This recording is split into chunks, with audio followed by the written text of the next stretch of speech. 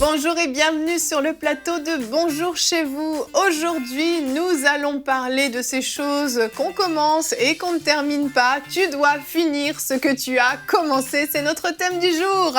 Et on va finir cette émission puisqu'on la commence maintenant. Voilà, bonne chose de faite. Bonne résolution, évidemment. Et nous sommes encore avec notre invité de la semaine, le pasteur Papicho Akiewa. Ça va bien, pasteur Papicho? Oui, ça va très bien, merci. Alors, je vais le dire tout de suite pour pas oublier dans la présentation, tu es gravement marié Avec toutes les à lettres une merveilleuse majuscules. épouse et tu as deux enfants. Mais Oui. tu es également donc pasteur à l'église évangélique Parole du Salut en région parisienne, église qui est dirigée par le pasteur Noëlla Lumande. C'est bien ça? Amen, c'est ça. Excellent. Donc tu étais avec nous mardi, si je me trompe pas. Oui, c'était mardi, avec une formidable rubrique famille sur les fréquentations. Aujourd'hui, on passe à un thème complètement différent parce qu'on n'est pas obligé de finir les fréquentations qu'on a commencées. Je précise. C'est pas une suite. Ok. C'est un autre thème, on passe à autre chose. Et tu vas répondre à une question dans la rubrique Pasteur, j'ai une question. Ma vie tourne en rond, je tâtonne, que faire? Une question donc de Blandine de Belgique. Donc on va voir pour une personne qui apparemment peut-être a du mal à finir ce qu'elle commence, elle tourne un petit peu en rond. Ok. Et Nadine dans la rubrique Culture et Médias. Dans la rubrique Culture et Médias, je présente deux événements jeunesse, donc la RJ en Suisse et The Rencontre en France. Deux événements vraiment impactants pour les jeunes et puis je vais en parler tout à l'heure. Super, donc oui, on en parle tout à l'heure et on commence Pasteur Papicho avec toi dans la pensée du jour. Ok. Notre pensée du jour d'aujourd'hui, ce sera commencer, c'est bien, mais terminer, c'est mieux. Je vois l'excitation que les gens ont à chaque fois qu'ils commencent quelque chose. Quand ils commencent, n'est-ce pas, une entreprise, ils sont contents, prêts à dire à tout le monde que j'ai commencé telle ou telle autre chose. Quand j'ai commencé une relation, oh, c'était bien. Et surtout, au commencement d'une relation, les gens n'arrivent pas à dormir, ils passent tout leur temps au téléphone en train de parler, ils n'arrivent pas à bien manger et tout ça. Donc, c'est excitant de commencer. Mais on ne devrait pas seulement commencer. Vous savez, il y a dans certains milieux où ce qui se dit, l'essentiel, c'est de commencer. Moi, je ne suis pas de ceux-là qui disent que l'essentiel, c'est de commencer. C'est non seulement de commencer, mais aussi de terminer. Parce que c'est une chose de commencer. Mais ce qui est plus bon, c'est d'arriver jusqu'à la fin. Le Seigneur me disait un jour que commencer ne détermine pas la fin, mais c'est plutôt la fin qui couronne le commencement. La fin donne, n'est-ce pas, la valeur à ton commencement. Voilà pourquoi l'apôtre Paul dit dans 2 Timothée 4, 7, 8, il dit « J'ai combattu le bon combat, j'ai terminé la course, j'ai gardé la foi. Désormais, la couronne de justice m'est réservée. » Il dit quoi? J'ai combattu, j'ai terminé et maintenant, il y a la couronne. Il n'y a pas de couronne quand on ne termine pas. Il y a des gens qui sont spécialistes en commencer, mais ils ne terminent jamais. Ils commencent pour ne pas terminer. Mais d'autres personnes qui sont comme prises dans un cycle où ils commencent, ils ne terminent pas l'éternel recommencement. Ils commencent un mariage qui n'arrive pas, une relation qui n'arrive pas à boucler ou à terminer. Ils commencent les études, ils n'arrivent pas à terminer. Il y a d'autres aussi parce que c'est dû à certains combats qu'ils sont peut-être dans leur vie où l'ennemi se lève contre eux afin de les empêcher. Je pense dans la Bible, je vois l'histoire de Zorobabel. Zorobabel a commencé la construction du temple, mais il est arrivé à un temps à cause du découragement, les gens qui parlaient contre lui, qui s'élevaient contre lui, Zorobabel s'est arrêté. Et les commentateurs disent que plus de 10 ans, aussi pas 12 ans, ça s'est passé. Et même le lieu était rempli d'immondices au point que ça fait une grande montagne. Et Zorobabel était tellement découragé. Heureusement, nous avons un Dieu qui est de notre côté. Il a envoyé le prophète Zacharie pour dire à Zorobabel que tu vas terminer. Qui es-tu, grande montagne? Tu seras aplani. À vous qui êtes en train de suivre, il se pourrait que vous vous retrouvez, n'est-ce pas, dans cette position où les forces spirituelles vous combattent votre grossesse qui commence, qui ne termine jamais, combattent votre mariage, combattent votre famille, combattent beaucoup de choses. Je voudrais vous dire qu'il y a une grâce particulière qui peut aplanir ces montagnes, afin que vous puissiez commencer et terminer. Comme nous aussi, nous avons commencé cette émission, nous allons effectivement la terminer. Et nous serons dans la joie, n'est-ce pas, de glorifier le Seigneur pour la fin de cette émission. Et là, j'ai terminé, n'est-ce pas, ma pensée du jour. Que Dieu vous bénisse. Merci, pasteur Papicho. Excellente pensée, merci beaucoup. C'est vrai que commencer quelque chose, ça peut être facile en fait, dans le sens où on se dit, bon, bah, là, je vais faire le premier pas et puis on verra. Dans la Bible, c'est écrit qu'avant de commencer de construire une tour, il faut s'asseoir et puis il faut s'assurer qu'on a de quoi terminer. Amen. Et parfois, en fait, pourquoi on ne termine pas ce qu'on a commencé, c'est qu'on commence à la va-vite, sans avoir vraiment réfléchi à tout ce que ça implique, à toutes les conséquences. Alors on se dit, bah, Moi, je commence, puis on verra ce qui va se passer après. Et là, on termine pas. Et finalement, on perd du temps. Et puis, on peut mal vivre en plus. C'est comme l'échec. On va d'échec en échec et ça génère beaucoup de frustration.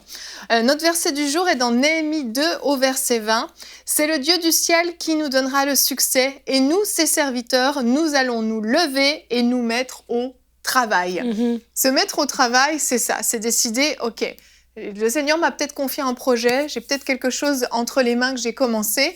Il faut que je me mette au travail, mais c'est le Seigneur qui donne le succès. On peut compter sur Dieu, en fait. Et parfois, les gens se mettent beaucoup de pression sur leurs épaules. Et s'ils n'achèvent pas ce qu'ils ont commencé, c'est parce qu'ils ont l'impression qu'ils doivent tout faire tout seuls. Ils portent la charge, le poids, mais parfois, c'est tellement lourd à porter que si on ne sait pas se décharger sur le Seigneur, eh bien, on va finir par se décourager et arrêter.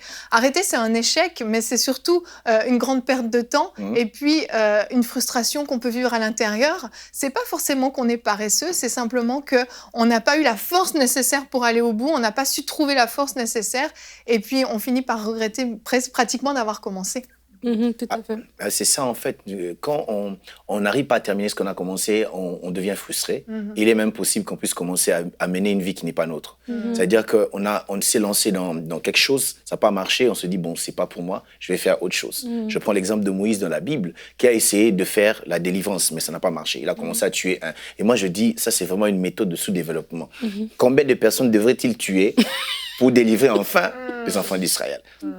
Et puis après, on parle de Moïse comme un berger chez Jéthro. Il y est resté pendant longtemps. Heureusement, le Seigneur est venu se révéler à lui. Et cette fois-là, il vient avec des grands moyens, pour ne pas parler de sous-développement. Il est venu avec des grands moyens et il a fait ce qu'il devait faire. Donc, sa vie était frustrée au point qu'il a commencé à devenir autre chose. Je peux prendre beaucoup d'exemples. Je prends par exemple Samson, qui devait commencer à délivrer les enfants d'Israël. Mais à un niveau de sa vie, il n'avait pas pu aller plus loin. On l'a arrêté, nous connaissons l'histoire. Et il a changé de rôle. Lui qui était appelé à être un délivreur, il est devenu un divertisseur. Et ça, c'est vraiment très tragique dans notre marche avec le Seigneur, que de devenir ce qu'on ne devrait pas être et de devenir ce que le diable veut que nous puissions devenir. Et heureusement, comme nous l'avons dit, il y a la part de Dieu. Dieu est venu aider Samson parce qu'il y avait une alliance, les cheveux, nous connaissons l'histoire. Et par la grâce de Dieu, il est revenu pour continuer ce qu'il était en train de faire. Amen. Et dans ce verset ici, c'est l'histoire de Néhémie, tu vois, justement, on parle de commencer. Tu disais dans ton introduction qu'on commence, on ne finit pas des fois parce qu'on prend des grands projets. Et Néhémie avait ce grand projet de rebâtir.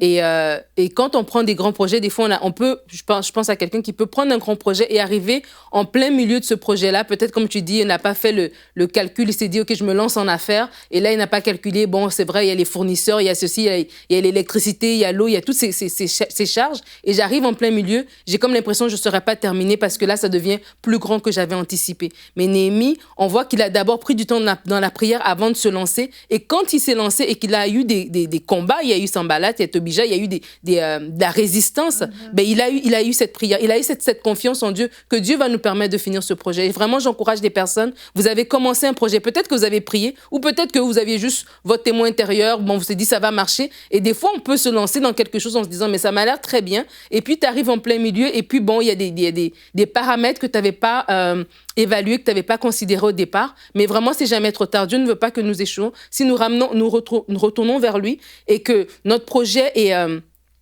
à son sceau, à le sceau de Dieu, ben, il va susciter des gens. Que vraiment, si vous êtes lancé dans une entreprise et que vous n'arrivez pas à vous en sortir, vraiment ma prière, que Dieu suscite des gens pour vous épauler, des gens peut-être pour vous financer, des gens pour vous encourager, certes, mais vraiment, c'est la volonté de Dieu que nous puissions terminer les projets qui le glorifient, en fait. Amen.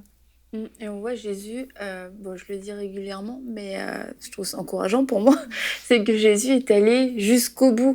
Et il est allé jusqu'au bout. On voit que dans le jardin de Gethsémanée, c'était pas facile, mais il a décidé d'aller jusqu'au bout. Et quelquefois, aller jusqu'au bout, et en fait souvent, aller jusqu'au bout, ça demande de se dépasser, ça demande de passer. Oui, il y a des moments plus difficiles que d'autres, il y a des moments où on a la tentation d'arrêter. Et faut pas se dire chez l'autre, ça a l'air facile, il court sa course, ça a l'air facile. Non, en fait, on vit tous les mêmes choses dans notre chemin. On vit tous des découragements, on vit tous de l'intimidation, on vit tous des moments où on a envie d'arrêter, mais on a le Seigneur avec nous, et s'il a parlé, c'est de se confier en lui et de retourner, comme Nadine a dit, vers lui, et pas de retourner comme le peuple d'Israël voulait retourner en Égypte. Ça doit plus être une option de retourner en arrière. J'ai commencé, si je suis dans la volonté de Dieu, j'ai pas d'autre option que de continuer. J'ai été arrêtée, j'ai été stoppée, je me suis foulé la cheville dans le chemin. C'est pas grave, je vais me relever parce que le juste se relève à chaque fois. Amen. Et on va continuer. Il faut persévérer. Vas-y. Vas-y. Oui. Persévère, mon frère. Oui, la persévérance est très importante. La Bible dit celui qui ira jusqu'à la fin. Donc, il n'y a pas de couronne sans avoir persévéré. Des fois, on croit que tout est facile.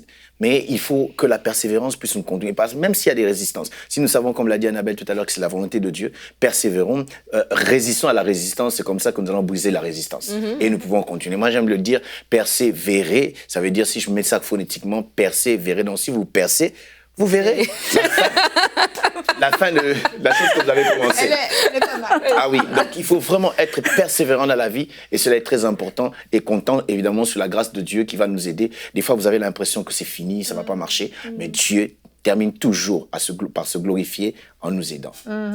Et quelqu'un a dit un jour que c'est dans les cimetières qu'on trouve les plus grandes visions qui n'ont jamais été réalisées, les livres qui n'ont jamais été écrits, etc. Et parce que des gens ont commencé des choses et n'ont pas terminé. Et je crois qu'une chose qui peut nous aider, c'est la foi. Hébreux 11, c'est par la foi que, et l'un des hommes de foi que j'aime beaucoup, c'est Noé. Il a pris, si mes souvenirs sont bons, à peu près 70 ans à construire son arche. C'est long, c'est vraiment, c'est tellement long. Je ne sais pas comment il a fait. Oui, il vivait plus longtemps que nous. Il vivait plus longtemps, mais les minutes étaient les mêmes. Les jours étaient les mêmes. Et surtout qu'il était le seul. Ouais. Il était le seul et personne n'était là pour l'encourager, personne n'était pas là pour l'aider. Tout le monde le décourageait. C'est ça. Il n'avait pas le Saint-Esprit en lui. Et il a persévéré. Et la chose qu'il avait, par contre, c'est qu'il avait la foi. Donc, je veux encourager tous ceux qui ont commencé quelque chose à marcher par la foi et à continuer de croire, parce que si Dieu l'a dit, il peut le faire. Il va le faire. Et il est capable de produire en nous le vouloir et le faire. Amen. Il y a ce verset que j'aime beaucoup, je le cite souvent, le psaume 84, verset 6, qui dit que ceux qui placent en toi leur appui trouvent dans leur cœur des chemins tout tracés. Et je crois que des fois aussi, quand on commence quelque chose et puis on n'arrive pas à terminer, on devient comme dans une espèce de brouillard, de confusion, en train de se remettre en question. Mais est-ce que j'aurais dû commencer ce projet? Est-ce que j'ai perdu mon temps? Est-ce que on remet tout en question. Mais vraiment de prier aussi avec ce verset, de dire Seigneur, je m'appuie sur toi et tu vas dessiner le chemin. Tu vas me donner la foi pour continuer. Tu vas me donner les ressources peut-être que j'avais pas, que tu vas me qualifier, tu vas envoyer des gens vers moi, tu vas me donner le discernement, mais certainement dans les milliers de chemins qui sont devant moi, il y aura comme un chemin qui va se dessiner devant moi et je pourrai marcher sur ce chemin-là pour finir le projet dans lequel tu me donnes, parce que Dieu se glorifiera et ça me donnera un témoignage aussi et je pourrai aussi en parler à d'autres et encourager d'autres personnes. Et vraiment, c'est hyper important. Des fois aussi, quand on part des projets, on présente souvent dans Culture et Médias des associations ou même des projets que des chrétiens commencent, et c'est bénissant pour la francophonie, c'est bénissant pour le royaume de Dieu, c'est un témoignage qui est donné même aux non-chrétiens. Donc c'est vraiment à la gloire de Dieu qu'on puisse terminer et bien terminé en fait. Exact. Pasteur Papicho, on va répondre à la question de Blandine de Belgique, qui justement fait peut-être partie de ces gens qui commencent et qui s'arrêtent et qui commencent et qui s'arrêtent et finalement qui ont l'impression que leur vie tourne en rond, et elle dit « Je tâtonne, que faire ?» Bon, c'est une question très vaste à répondre en 5 minutes, donc le défi est lancé. Oui, j'aimerais d'abord saluer notre sœur qui est certainement en train de nous suivre. Je dirais ceci, qu'il arrive, c'est vrai, que nous puissions tourner en rond dans la vie, et il faut regarder plutôt les raisons qui poussent les gens à tourner en rond. Premièrement, ça peut être aussi l'ennemi qui vient parce qu'il cherche à frustrer la vie des fils des hommes.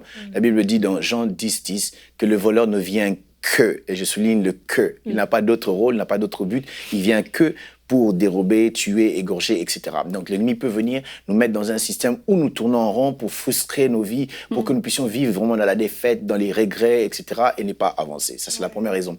Une deuxième raison, quelqu'un peut tourner en rond aussi à cause des mauvais choix, des mauvaises décisions qu'on prend.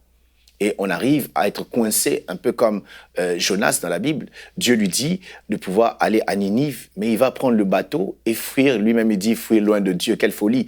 Parce que Dieu voit partout. Dieu connaît tout. Alors, il essayait de fuir, mais il va arriver à un point où il était bloqué. Même les gens qui étaient autour de lui étaient bloqués à cause de lui. Donc, il était la cause de cela. Ce que je veux dire, c'est qu'il a commencé à tourner en rond à cause de sa décision. Il y a des gens qui prennent des mauvaises décisions. Ils n'ont pas eu le temps de consulter Dieu, consulter la parole de Dieu et même consulter les autres. Des fois, c'est important parce que ça peut nous aider, ça peut nous donner la sagesse. La Bible dit que les projets réussissent par nombre de conseillers. Donc, les gens peuvent apporter un conseil qui peut nous aider. Mais on tourne en rond tout simplement parce que nous n'avons pas bien géré les choses. Nous avons mal commencé, nous avons pris des mauvaises décisions. Troisièmement, on peut tourner en rond aussi parce que c'est Dieu qui le permet. Dieu peut permettre que nous puissions tourner en rond parce que quand nous sommes dans une saison et que la saison finit, Dieu permet des fois que nous soyons coincés pour nous dire que ce n'est plus là que tu dois être dans une autre dimension. Des fois, Dieu peut nous emmener dans le désert. Souvenez-vous de l'histoire des enfants d'Israël. Ils sont restés dans le désert, ils étaient coincés dans le désert et Dieu ne voulait pas les faire avancer. Ils sont restés là pendant 40 ans, jusqu'à ce qu'ils puissent être changés. Parce qu'il faut noter que toute nouvelle saison de la vie amène des nouveaux défis, des nouvelles attaques, des nouveaux démons qui nous attaquent. Alors, si on n'est pas prêt par rapport à la saison, on ne peut pas y aller. Et dans le moment où nous tournons en rond, Dieu peut être en train de nous préparer à cette saison-là. Être en train de nous préparer pour que nous puissions affronter les réalités qu'il y aura dans l'autre saison. Mais aussi, Dieu peut permettre nous tournons parce que, comme je l'ai dit, non seulement c'est un signe qu'il y a une autre saison, mais aussi, il le permet tout simplement parce qu'il veut nous empêcher d'avancer sans lui, d'avancer trop tôt, d'avancer, avoir le pas sur lui. Dieu aime marcher avec nous. Avant Dieu, on n'est pas sécurisé. Marcher devant Dieu, on n'est pas sécurisé. Et derrière Dieu, on n'est pas non plus sécurisé. On doit marcher avec Dieu. Il a dit, voici, je serai avec vous tous les jours. Alors, c'est très important de comprendre. Alors, ma sœur Blandine, vous qui avez posé cette question, je ne sais pas, vous pouvez peut-être, à partir de ce que nous avons dit, retrouver, est-ce que c'est parce qu'il y a l'ennemi qui est en train de vous frustrer? Est-ce que c'est parce que vous avez pris des mauvaises décisions? Ou c'est Dieu qui est en train de faire? Si c'est l'ennemi, nous devons nous lever par la foi dans la prière et prier le Seigneur, chercher la face de Dieu qui est capable de briser ce cycle-là de rester sur place, de tourner en rond, d'être frustré, de faire tomber le mur. Et ce que j'aime, des fois l'ennemi peut-être mettre le mur pour que nous ne puissions pas avancer, mais lorsque Dieu fait tomber, nous avons beaucoup de possibilités. Les enfants d'Israël ne pouvaient pas entrer à Jéricho. Dieu leur a donné une stratégie, c'était de tourner et de pousser le cri. Et ce que j'aime, la ville de Jéricho ne pouvait avoir peut-être 2, 3, 4, 5 portails, si vous voulez, mais lorsque le mur est tombé, il pouvait entrer partout. Il pouvait entrer de partout parce que Dieu avait ouvert les choses. Donc, on peut prier et Dieu peut nous donner une solution. Deuxièmement, ce qu'on peut faire aussi, parce que cette fois-là, c'est nos propres décisions, nous repentir, revenir un peu en arrière comme l'enfant prodigue. La Bible dit, cet enfant, il est rentré en lui-même et il se dit, tout ça, c'est parce que j'ai fait ceci. Alors, ce que je vais faire, je vais rentrer, dire à mon père ceci, cela. Il a bien réfléchi, il a trouvé ce qu'il fallait et il est rentré chez son père, il s'est repenti, il a retrouvé sa place. Troisièmement, si c'est Dieu, en tout cas, il faut chercher la voie de sortie. Aussi, passer du temps dans la présence de Dieu pour que Dieu nous donne la direction. Des fois, il y a des choses que nous devons faire pour sortir d'une certaine saison ou de sortir de certains blocages. Des fois, Dieu peut nous demander, ça arrive, Dieu te dit, pour ça, je veux que tu puisses te séparer de telle chose. En d'autres termes, je vais appeler la séparation la mort. Oui, tu dois mourir de telle chose. Par exemple, en donnant une offrande à Dieu, parce qu'il veut que tu te sépares de telle chose, quelque chose puisse mourir pour que tu entres dans une autre dimension. Et Dieu nous permettra toujours, s'il veut que nous entrions dans une nouvelle dimension, de nous séparer 2 fois 2 pour entrer dedans. Et cela est très important de comprendre, évidemment, sous l'inspiration et la direction du Saint-Esprit. Et Dieu nous aidera. Et je prie que Dieu puisse faire grâce à notre sœur. Et je crois avoir répondu à votre question. Que Dieu vous bénisse. Absolument, excellente réponse. Merci beaucoup, Pasteur Papicho. Si vous vous posez des questions, vous pouvez nous écrire à l'adresse pasteur@emcitv.com. Nous enchaînons cette émission avec la rubrique Culture et Médias. Oui, Evelyne, aujourd'hui, j'ai présenté 2 événements jeunesse qu'on avait déjà présenté l'année passée. Annabelle, tu te rappelles, tu l'avais fait. Parce que je trouve que c'est 2 événements vraiment merveilleux. Je crois que quand on peut les présenter, d'autres personnes peuvent vraiment se sentir inspirées à aussi faire ces choses-là dans leur ville. Parce que là, l'événement dont je parlais, un est en Suisse, l'autre est en France. Mais on s'entend que la francophonie, c'est plus que ça. Et vraiment que les gens puissent s'inspirer, que les églises puissent s'inspirer pour se mettre ensemble parce qu'on doit faire des grandes choses. Et les jeunes qui se mettent ensemble, qui se réunissent, il y a vraiment un bon résultat. Donc, je vais commencer par la rencontre jeunesse, ou appelée la RJ, qui est en Suisse. Et cette année, ça va être du 1er au 3 mai. Et ils ont justement une petite vidéo qu'on va regarder tout de suite. Pourquoi on est sur cette terre? Comment ça se fait qu'on est capable d'aimer? L'homme est incapable d'adorer Dieu sans lui tourner le dos, sans pécher, sans faire des fautes et tout. Puis c'est comme si genre Dieu, à un moment donné, il envoie Jésus parce qu'il se dit mais il y en a assez. Le grand roi des rois, il se fait humain, il vit toutes les galères que nous on a vécues et en fait il a résisté.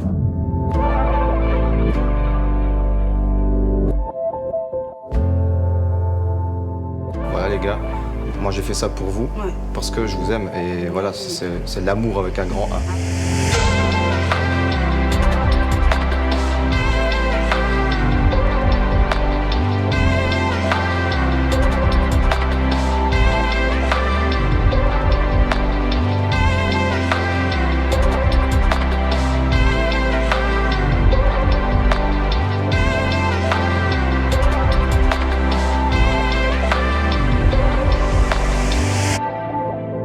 Parce qu'il nous a aimés le premier. Alors, Très belle c'est vidéo, ça. très Bravo. bien fait. Vraiment bravo à leur équipe Ils média. sont bien les Suisses quand même. Fallait que je le fasse. Allez. Bravo Yveline. Vraiment bravo à leur équipe média, c'est vraiment bien. En fait, je trouve aussi ça montre une qualité et ça montre une excellence, c'est aussi inspirant aussi. Ils ont bien terminé ce qu'ils ont commencé. Oui. Et donc, ils ont ce thème parce qu'il m'a aimé le premier, comme vous avez vu dans le teaser, ils ont plusieurs invités au niveau de leur, comme orateurs, comme groupe de louanges. Et vraiment, la RJ, si vous la connaissez pas, c'est un rassemblement de 10 fédérations d'églises différentes. Et vraiment, depuis plusieurs années, je crois que c'est depuis 93, mais je ne veux pas m'avancer, mais ça fait vraiment beaucoup de temps. C'est des centaines de jeunes qui donnent leur vie à Christ. C'est vraiment des guérisons, des baptêmes du Saint-Esprit. Il y a des pasteurs aujourd'hui qui étaient des jeunes qui étaient allés dans ces rencontres jeunesse qui aujourd'hui vraiment sont devenus dans le ministère. Donc, c'est vraiment des événements importants. C'est pas des événements à négliger. J'encourage vraiment en tant qu'église, à envoyer une délégation, à vraiment participer par rapport à ça. Et il y a un témoignage sur le site, justement, que j'ai dit, j'allais le lire. Là, c'est Léna qui parle. Elle dit, je suis allée à la RJ en 2017 pour la première fois et c'était juste génial. La louange, les temps de plénière, les animations, l'ambiance, bref, un week-end total dans la présence de Dieu. J'y retournerai l'année prochaine, c'est sûr. Donc, tu vois qu'il y a un effet qui reste dans la vie des jeunes. Donc, vraiment, ce serait du 1er au 3 mai et vous pouvez trouver les informations sur rencontrejeunesse.ch. Excellent. Et donc, on continue. La deuxième présentation, ça va être The Rencontre. Avec un Z. Avec un Z. The Rencontre qui aura lieu en France. Et puis, justement, une petite vidéo.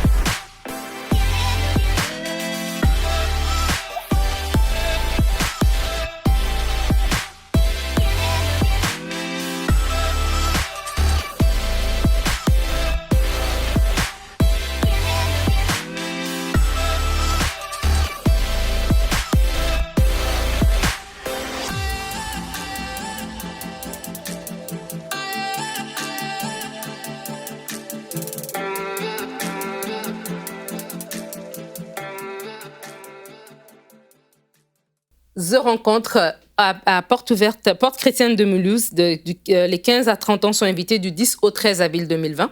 Et leur thème à eux, c'est que ton règne vienne, que ta volonté soit faite. Et je trouve ça merveilleux parce qu'on parlait justement de terminer ce qu'on a commencé. Si on a du mal, c'est que de demander aussi que le Seigneur fasse sa volonté, que le Seigneur nous révèle sa volonté. Et donc, là, le groupe The Rencontre aussi va faire cette rencontre jeunesse, un événement pas comme les autres. J'aime beaucoup, en fait, sur leur site internet, vous pouvez aller regarder. Et ce que j'aime, en fait, c'est qu'il y a des témoignages. Il y a des témoignages des jeunes qui sont allés là-bas, ce qu'ils ont vécu, des guérisons, des baptêmes, la nouvelle naissance, le salut, la paix, la réconciliation, le pardon. Il y a vraiment des expériences fortes que les jeunes vivent dans ces week-ends, 3 jours, vraiment bénissants. Et vous pouvez y aller pour une journée, vous pouvez même choisir un hébergement et y rester pendant les 3 jours. Donc, c'est des événements comme ça qu'on vous encourage dans la francophonie à participer ou à créer aussi dans votre ville, en fait. C'est super. Et comme à chaque événement jeunesse, on le redit, chers parents, vraiment, faites l'effort s'il faut vous déplacer pour emmener vos enfants, même si vous devez organiser votre week-end différemment, peu importe, ça vaut vraiment la peine, ça peut changer la vie de vos enfants. Et parfois, on prie pour le salut de nos jeunes, on prie, et on fait pas l'effort de les emmener dans ce genre de rencontre, mais ça peut vraiment amener le salut ou déposer vraiment un dépôt puissant de la présence de Dieu, de la soif de Dieu, qui va les impacter même toute leur vie. Donc, c'est un investissement qui vaut la peine. Merci beaucoup, Nadine, d'avoir présenté ces 2 événements. Avant de terminer, Pasteur Papicho, est-ce que tu veux bien prier? Il y a des frères, des sœurs qui nous regardent en ce moment et qui sont peut-être découragés et qui ont envie d'arrêter. Est-ce que tu peux les encourager dans la prière? Amen. Nous allons prier. Seigneur notre Dieu, nous te disons merci. Merci parce que tu es là. Tu es là pour nous. Lorsque nous tournons notre regard vers toi, tu fais rayonner nos visages de joie. Seigneur, j'aimerais t'emmener mes frères et mes sœurs, Seigneur mon Dieu, qui sont lassés, fatigués, découragés et qui veulent abandonner, Seigneur. Tu es venu vers Zorobabel et tu lui as parlé. Tu as dit, ce n'est ni par force ni par puissance, c'est par mon esprit, dit l'Éternel. Je prie que cette grâce leur soit accordée. Fortifie-les, Seigneur mon Dieu, relève-les. Seigneur, donne-leur encore les directions qu'il faut, Seigneur mon Dieu, afin de terminer ce qu'ils ont commencé. Et lorsqu'ils termineront, tu seras glorifié parce que c'est toi qui l'as fait avec eux. Dans le nom de Jésus, j'ai ainsi prié. Amen. Amen. Amen. Merci, Pasteur Papicho, d'être venu sur le plateau de Bonjour chez vous. Merci. On va te retrouver prochainement dans la rubrique C'est mon histoire. Et avant de terminer cette émission, j'aimerais vous encourager avec un tout petit témoignage. Vous savez, MCI TV ne serait pas là où elle est si mon mari, entre autres, n'avait pas persévéré, mais toute l'équipe également. Et il y a des fois où on a pu avoir envie de tout abandonner, on a été découragé, c'est très très lourd, mais malgré tout, on a décidé de persévérer, de compter sur Dieu, de nous appuyer sur lui, et oui, de croire comme tu l'as prié, que c'est ni par force ni par puissance, mais par son esprit. Soyez encouragés, vous ne savez pas encore les fruits que vont porter les projets que vous avez démarrés, peut-être que c'est encore petit aujourd'hui, mais vous savez pas ce que Dieu peut faire avec ce que Dieu a mis dans votre cœur. S'il vous a donné un projet, s'il a déposé un plan dans votre vie et que vous le connaissez, allez jusqu'au bout, ne vous découragez pas. Vous savez pas ce que Dieu peut porter comme fruit au travers de vous. On va se retrouver demain. Notre thème sera la protection divine face aux attaques de l'ennemi. Et oui, malheureusement, parfois, on vit des attaques, mais vous allez voir qu'on est plus que vainqueur en Jésus-Christ. Et on aura un magnifique témoignage dans la rubrique C'est mon histoire du prophète Francis Gawala, qui a vécu ni plus ni moins qu'une résurrection. Vous allez voir comment le diable voulait le détruire, mais que Dieu lui a sauvé la vie, l'a ressuscité, l'a ramené à la vie. Allez, à demain. Bonjour chez vous.